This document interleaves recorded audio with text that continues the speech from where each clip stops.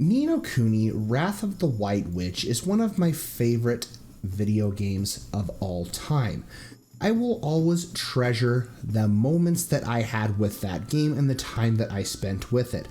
Wrath of the White Witch would easily be in my top 5 RPGs of all time. On the flip side, Ni No Kuni 2 Revenant Kingdom left me very disappointed, and I would probably consider that to be one of the worst RPGs that I have ever played. Now, I was split down the middle whether or not I wanted to watch the Ni No Kuni movie, because on one hand, there was one game that I really treasured, and another hand, a game that I didn't like so much. So I was very curious to see where this movie was going to go. And I'm just going to say right off the bat, I was not disappointed. The movie was actually really good, and it was able to capture a lot of that charm that the original game set out to do. It wasn't as good as the original game. It wasn't as good as Wrath of the White Witch's story, but there were a lot of elements that really carried over from that game that I actually really did enjoy. So, first and foremost, what I want to talk about is the music, because Joe Hisashi's composition in this movie was actually really, really good. I mean, he's always a great artist or composer in Studio Ghibli movies, and he really did feel at home making this. He was in his comfort zone, and I think that really showed.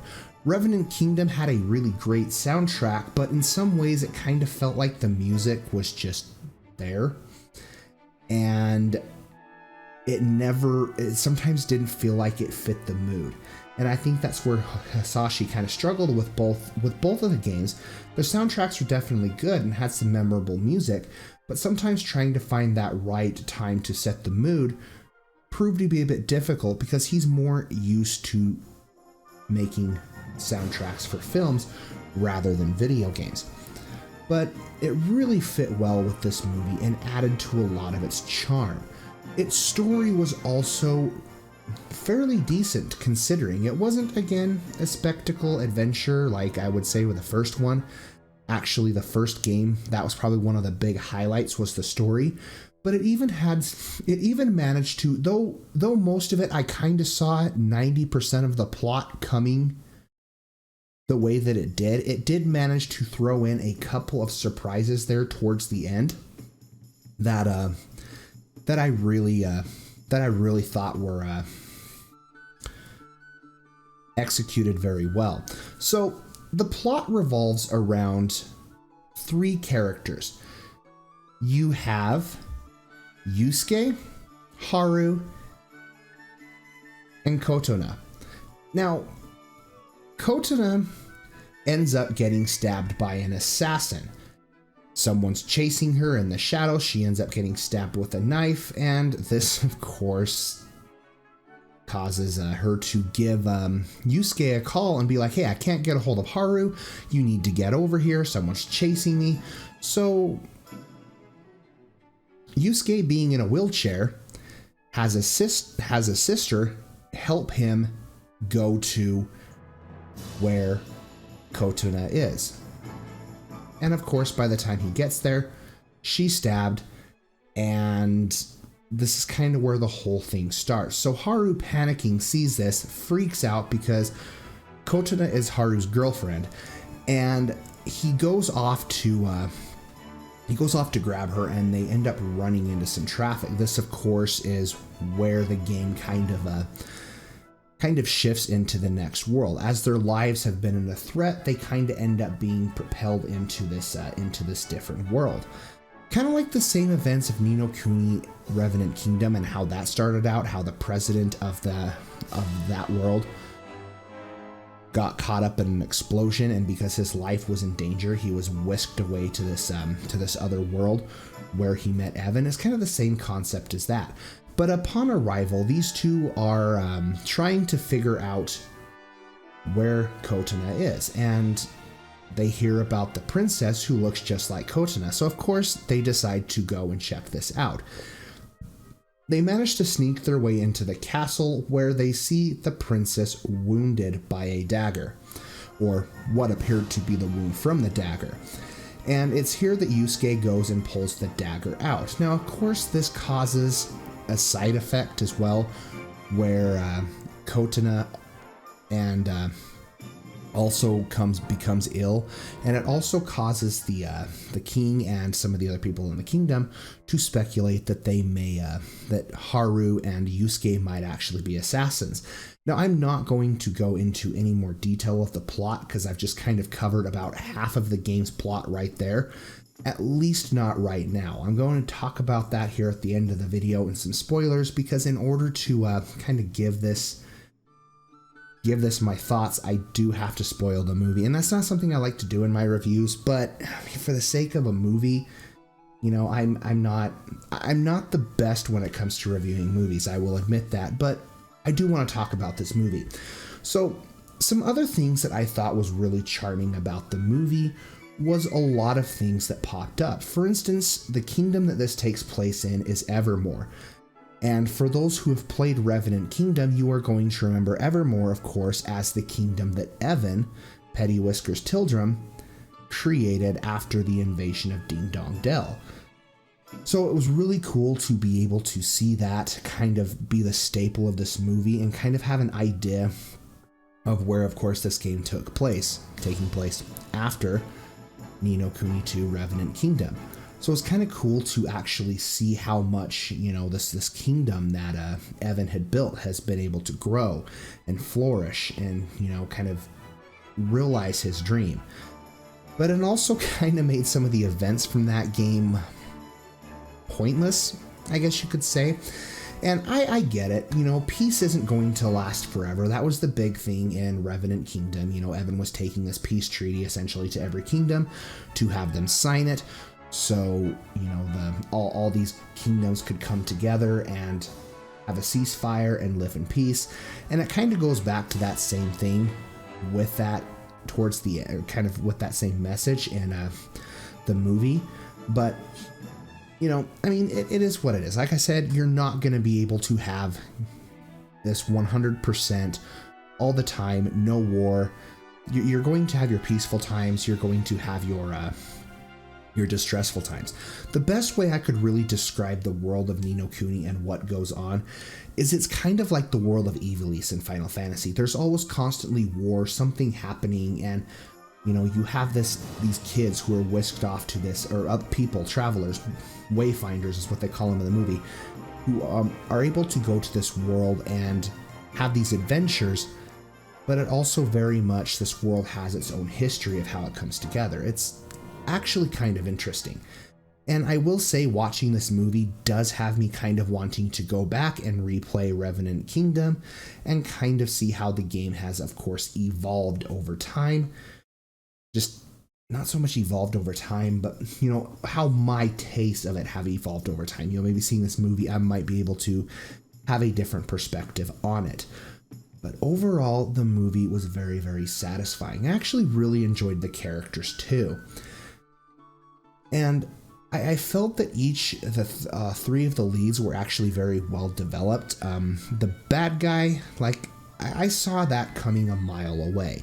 So this is where we're going to kind of transition into spoilers and talk about the overall story in general. As I said, I knew right from the beginning pretty much where the show was going to go. And what kind of threw a little bit of a curveball was this whole reveal of, oh, you know, they saved the princess and now Kotana has cancer because they saved the princess. And if you played the original game, you know that goes completely against what Mr. Drippy actually said. So you're just kind of scratching your whole head. Okay, you clearly know this is a lie. They almost build it up to be like this thing. Oh my gosh, is this really gonna, is this really what it is? Is that really what it is? And it was just, it was weird. Because as I said, if you played the original game, you pretty much knew that the connections between those people and how they were affected in the game, or in each world, would cause them to be affected in the other world. So if someone's heart, say for instance in the first Ni No Kuni, was affected with didn't have enthusiasm, somebody in the other world would act the same way. Or if something was affecting one of them in the other world, it would affect them in, of course, Motorville. So it was a really weird concept to try to push that so hard and make it like this big revealing mystery. It just left me scratching my head as to being why. And that was probably the biggest problem that I had with the movie right there. The bad guy said he wasn't even really that memorable, and you pretty much knew right off the bat, oh, yeah, it's that guy right there. Totally shady, right? So the fact that the visor just kind of ended up being the bad guy, of course the visor was the bad guy, because the visor's always the bad guy. The visor was the bad guy in Revenant Kingdom. He's the one who killed Evan's father, and he was the one who, took over the kingdom and wanted to take over the throne. So, why break the trope? What really took me by surprise, though, was this idea that one of the characters that pop up in the game was the main character from the first game. Oliver does make an appearance in here, and I thought that was really cool to see. So, Oliver is the old man that Yosuke sees in the hospital when he's a young child, tells him all about these stories about the world, and I didn't make the connection. At first, I kind of thought that it might have been Evan. And I'm like, no, it can't be Evan, because Evan would have ears.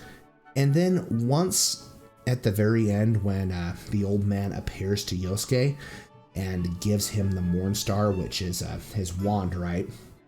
And also the sword that Evan used as well. But once he gives his wand to, or his cane, which is Mornstar, to Yosuke, it dawned on me because he was wearing Oliver's clothing. I'm like, oh my gosh, that's Evan from the first game. That's really cool. So we got to kind of see Oliver again, what kind of the character that started the whole series. It was one of those moments, very fan servicey, that just got me all giddy and super happy to find that out. And I loved it for that reason. The other thing that I think took me by surprise at the very end was the reveal that Yosuke was actually from the world in Ni No Kuni. That was a reveal I actually didn't see coming, and maybe there was some foreshadowing to that within there, and kind of looking back, I can see it now. But at least it was still able to surprise me with those two things. I wasn't expecting either of those two things to pop up. And I thought that was kind of a nice way to kind of tie it out, because they both fell for the same girl. Haru got to go back to Kokotana in the real world, while Yosuke got to stay behind with Princess Astrid in the world of Ni No Kuni. And since Astrid's like, no, you can't stay with me, Yosuke, it's going to break the balance of the world, that's what people say, it kind of clicked on Yosuke that he was originally from that world, and that the balance had already kind of been thrown off. So essentially by him staying behind, because him and Haru were the duplicates of that world, Yosuke was never supposed to be there in the first place. So it was kind of like that happy ending, but yet also very surprising as well. And I really did enjoy that about the movie. Would I recommend watching it? Yes. Yes, I would. And I hope this gets a physical release, because I want to own this movie in my collection. As for moving forward with Ni No Kuni, we already know that Ni No Kuni 3 is in development. Yes, I will pick that up. Yes, I will be there day one to get that. Just because I didn't like the second game didn't mean I'm not going to try a third game, because the first one did leave such a lasting impression on me. And with a very decent animated movie as well, it does leave me hopeful that Ni No Kuni 3 will do it justice as well. And I really would like to be able to see more animated movies, or even an anime series maybe surrounding around Ni No Kuni. Not necessarily covering the events of Wrath of the White Witch or Revenant Kingdom, but have like its own story, much like this movie did. And I just find the world of Ni No Kuni so charming. It is such a it is such an interesting world. You know, despite some complaints that I had about Revenant Kingdom, there were things I did find rather charming in that game, particularly in its world. There were some things I enjoyed. I just felt it could have been a much better executed game than what it was. So definitely check out the Ni No Kuni movie if you are curious about it. If you loved either of the games, I think you are going to enjoy this movie. And it was just overall a very charming movie to watch. I actually want to just go sit down and watch it again and try to pick out some things that I missed throughout the first watch that I did. So yeah, good movie. So I highly recommend checking it out. You guys have been watching Gaming with Spoons. This has been that rare occasion where we do a movie review. We'll do these occasionally if there are tie-ins to video games or animes to video games, and I'll sit down and kind of give my thoughts. But it's not something that's going to necessarily become a huge staple on the channel. But let's go ahead and wrap this up. And links down below to my social media: Twitter, Facebook, Twitch, all that fun stuff. You can follow me over on those platforms. I also have a Discord server as well. The link is broken, so if you want that, I will I'll